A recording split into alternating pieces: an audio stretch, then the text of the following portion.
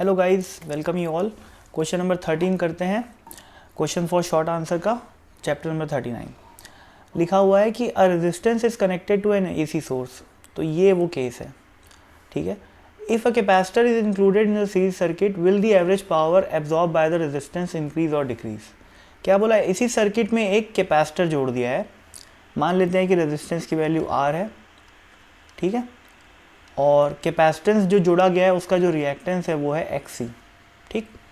और सोर्स का जो ईएमएफ है उसको मैं मान लेता हूँ ई साइन ओमेगा टी, ठीक है।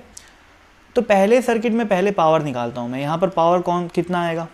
अच्छा, एक बात और जान लो भाई कि एसी सर्किट में अगर मैं एवरेज में देखूँ एक लंबे टाइम पीरियड में, तो इंडक्टर और कैपेसिटर कोई एनर्जी कंज्यूम नहीं करता, ठीक है। इसका मतलब कोई पावर डिसिपेशन नहीं होता कहाँ पर, इंडक्टर में और कैपेसिटर में, ठीक है, क्योंकि वो एनर्जी स्टोर करता है और रिलीज़ कर देता है, फिर स्टोर करता है फिर रिलीज़ कर देता है, दोनों इंडक्टर और कैपेसिटर, ठीक है। ये आपने पढ़ा होगा, ठीक है। डिटेल में अगर पढ़े होगे आप लोग तो कैपेसिटर जैसे डिस्चार्ज होता है उसके अंदर की एनर्जी पूरी ख़त्म हो जाती है, फिर चार्ज हो जाता है तो एनर्जी आ जाती है। और एसी में क्या होता है, लगातार कैपेसिटर चार्ज डिस्चार्ज होते रहता है। सिमिलरली इंडक्टर में करंट जैसे जैसे बढ़ता है एनर्जी बढ़ती है, करंट जैसे जैसे कम होता है एनर्जी कम होते जाती है, ठीक है ना। तो अगर एवरेज में देखा जाए तो कोई पावर कंजम्पशन नहीं होता कहाँ पर, इंडक्टर में और कैपेसिटर में। तो जो अगर मैं पावर निकालता हूँ तो ऑब्वियसली वो पावर कौन खा रहा है, रेजिस्टेंस खा रहा है, ठीक है ना। अब अगर मैं पावर की बात करूँ, ध्यान देना एवरेज पावर है, ठीक है, यहाँ पर लिखा भी है एवरेज पावर, ठीक है। एवरेज पावर का फॉर्मूला क्या होता है, V R M S into I R M S into power factor, ठीक है। वी आर एम एस और I R M S, I R M S को मैं क्या लिख सकता हूँ, V R M S by Z, ठीक है, और ये वी आर एम एस हो गया इंटू पावर फैक्टर। ये हो जाएगा वी आर एम एस का स्क्वायर अपॉन जेड, और पावर फैक्टर क्या होता है भाई, आर बाई जेड होता है, ठीक है ना। अब देखो ये तो हो गया जनरल। अब फर्स्ट केस की अगर मैं बात करता हूँ, है ना, फर्स्ट केस की मैं बात करता हूँ, तो फर्स्ट केस में Z क्या है, टोटल इम्पिडेंस क्या है, सिर्फ R ही होएगा वो, क्योंकि सिर्फ R ही प्रेजेंट है।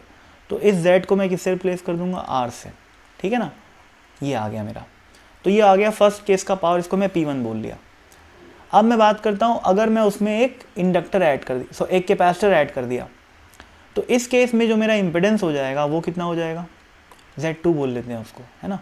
वो हो जाएगा आर स्क्वायर प्लस एक्सी का स्क्वायर और अंडर रूट, ठीक है।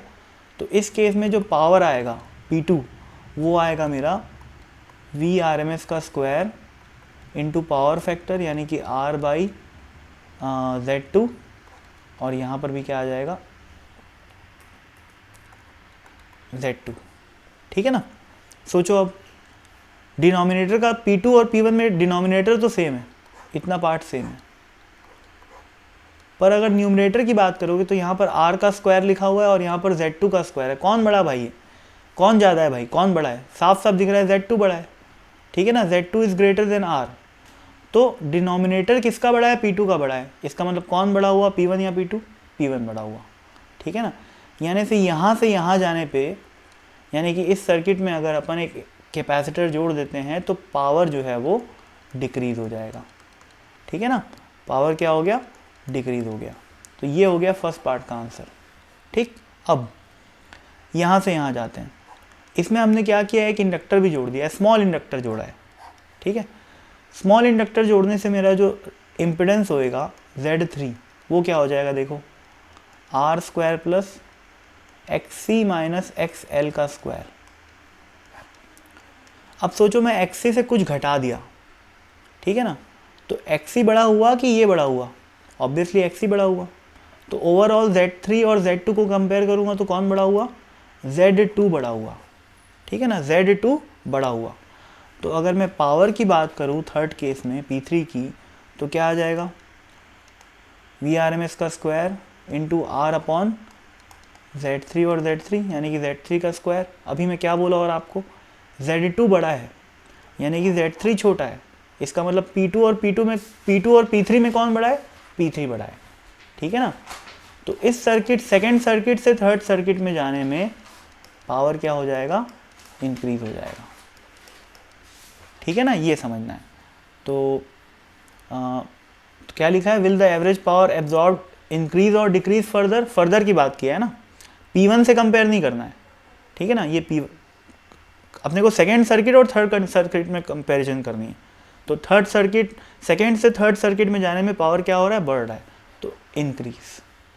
ठीक है ना, बस मेन चीज़ ये है भाई। और एक इसमें इंपॉर्टेंट चीज़ ये स्मॉल इंडक्टेंस। ठीक है ना, इंडक्टेंस इतना ज़्यादा मत हो जाए कि XC छोटा रहेगा तो क्या होगा, जैसे मान लो XC 5 है और XL 0.1 है, तो ये कितना हो गया, 4.9 हो गया। लेकिन मान लो XL 15 है, तो 5 माइनस 15 कितना हो गया, 10 हो गया, -10, -10 का स्क्वायर लग जाएगा अब। ठीक है ना, तो ओवरऑल इम्पिडेंस यहाँ पर 10 हो जाएगा अगर मैं बहुत बड़ा रख दिया तो, इसीलिए बोला हुआ है स्मॉल इंडक्टेंस। ठीक है ना, ये जो इंडक्टर ऐड कर रहे हैं इसका स्मॉल होना जरूरी है, तभी ये आंसर करेक्ट है। अगर खूब बड़ा इंडक्टर रख देंगे अपन तो ये जो अपन रिलेशन निकालें वो गलत आ जाएगा।